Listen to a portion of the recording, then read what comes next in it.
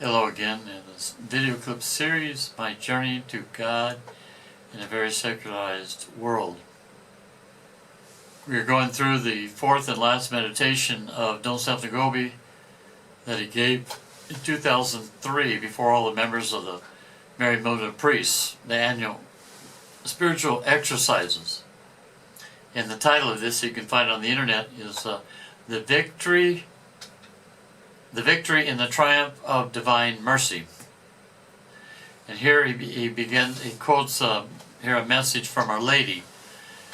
Our Lady says, "You must go before the tabernacle to gather the fruit of the prayer and of the communion of life with Jesus, which develops and matures into your holiness. Beloved sons, the more your life revolves wholly and entirely at the foot of the tabernacle in intimate union with Jesus in the Eucharist, the more you will increase in holiness. The Eucharistic Jesus becomes the model and the form of your holiness. He brings you to purity of heart, to humility which is sought and desired, to a lived-out confidence, to loving and filial abandonment.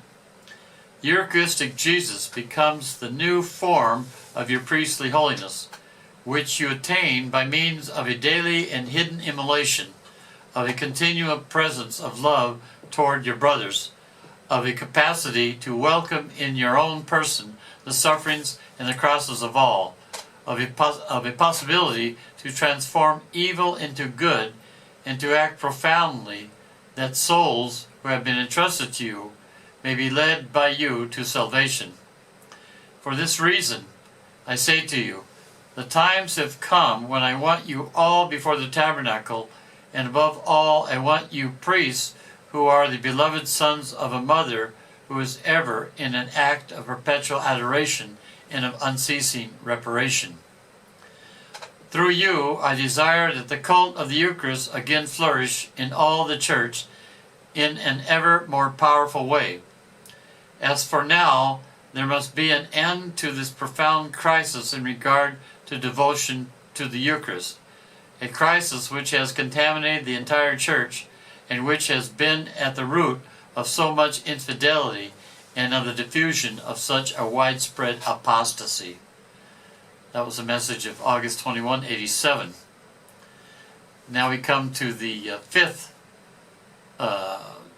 part of his meditation with the title, The Judgment of Love. Brother priests, then we will love with the heart of Jesus, and we will become merciful presence, because we will know how to love. What matters in our life is to love. St. John of the Cross wrote that in the evening of life we shall be judged on love. And St. Teresa of the Child Jesus said that at the end of life we'll be judged on love, not on the fruits that we will have brought forth, because remember, we are useless servants, and alone we cannot do anything. We are like the apostles who went to fish all night. They worked without catching a fish. We work, not that we sleep. It's not that we are accused of sleeping. If anything, one could be accused of working too much. But if we work alone, you will see that we will catch very few fish. In nomine meo, in the name of Jesus, the apostles go fishing, and the net is full of fish. Brother priests, we will be judged on love when we will appear before Jesus after our death. I think that if for a priest of the Mary Magdalene Priests it was so beautiful to live, it will be even more beautiful to die. We do not see the fruits of our apostolic labors on this earth. We will see them up there. Sometimes people who we have never approached, distant, we will find them in heaven. But how did they get in? Perhaps they bribed St. Peter? No. Your love, your prayers, your sufferings saved them. Jesus through your love. When you present yourselves before Him, you do not be afraid of your defects, of your falls. The devil in these times uses these in a furious way against priests of the movement, precisely to discourage you, and he especially tempts you against purity, and sometimes he gets you to fall. Do not be afraid of your falls. When you will appear before Jesus, God's mercy towards the priest will be so great that His mercy will cover you completely. Then you will experience what the merciful love of Jesus means. Jesus at that moment will ask you only one question, and Mary will be next to you because it is she who brings you before Jesus, who will ask you, "Did you love me?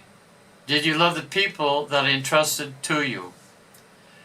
You would want to say yes, but in one moment you will see your whole existence, all the lack of correspondence, all the falls, all the acts of selfishness. And so, while you would want to say yes, you are held back by fear, seeing in one moment your whole life. This is your judgment. But Our Lady, who carries you in her arms, gently as a mother, will tell you, "My son, repeat now what I taught you to say in each moment of your life. Repeat it even now." And we bring